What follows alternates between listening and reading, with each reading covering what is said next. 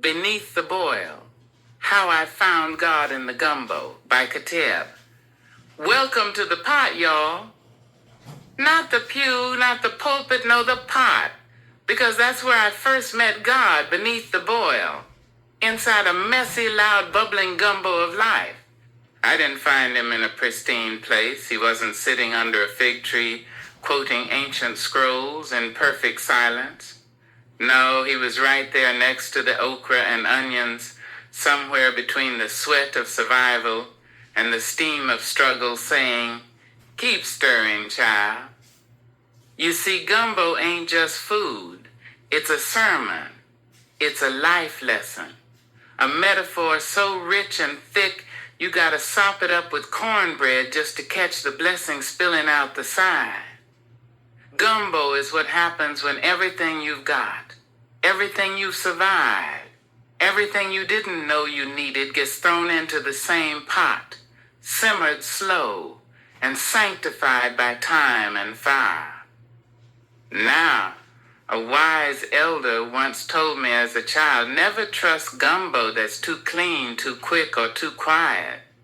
At the time I laughed, thought they were just being dramatic, but they weren't talking about food, they were talking about life.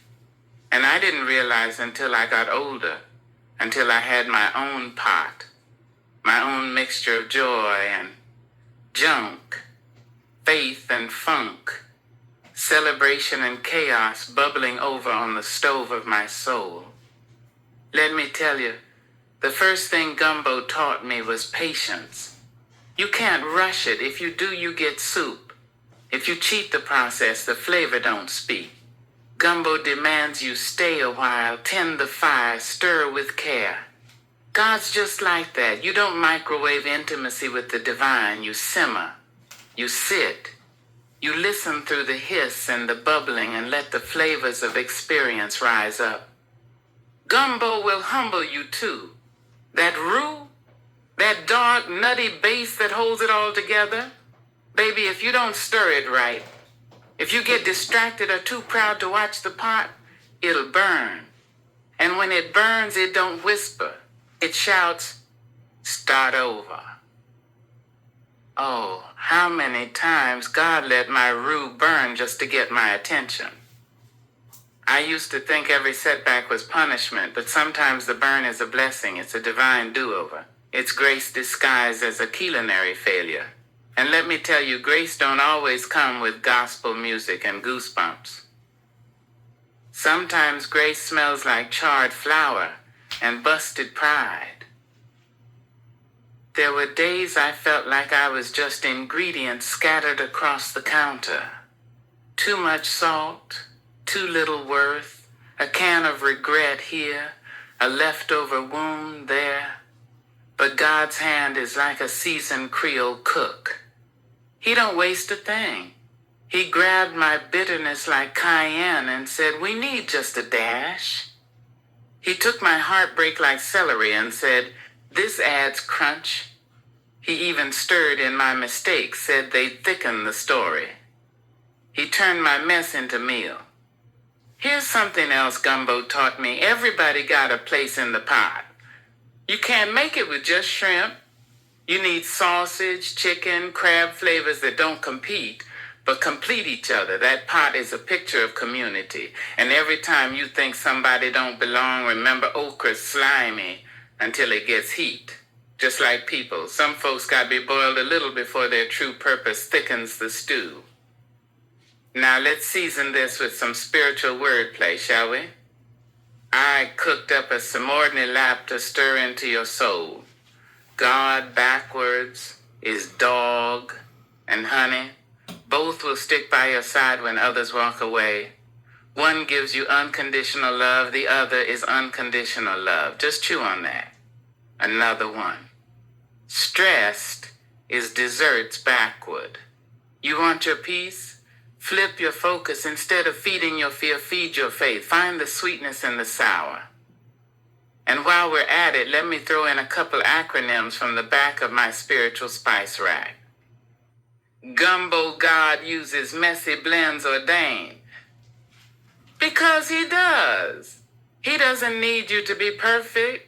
He just needs you in the pot. He ain't afraid of your hot sauce, your leftover traumas, your unfiltered feelings. He'll stir it all up and make it holy. And here's another. Resilience over unseen expectations.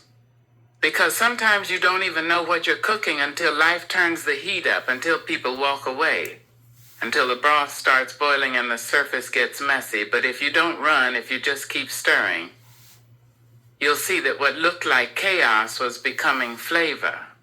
What looked like breakdown was becoming boldness. Let me hit you with some humor. I once tried to make gumbo on a bad day. Everything went wrong.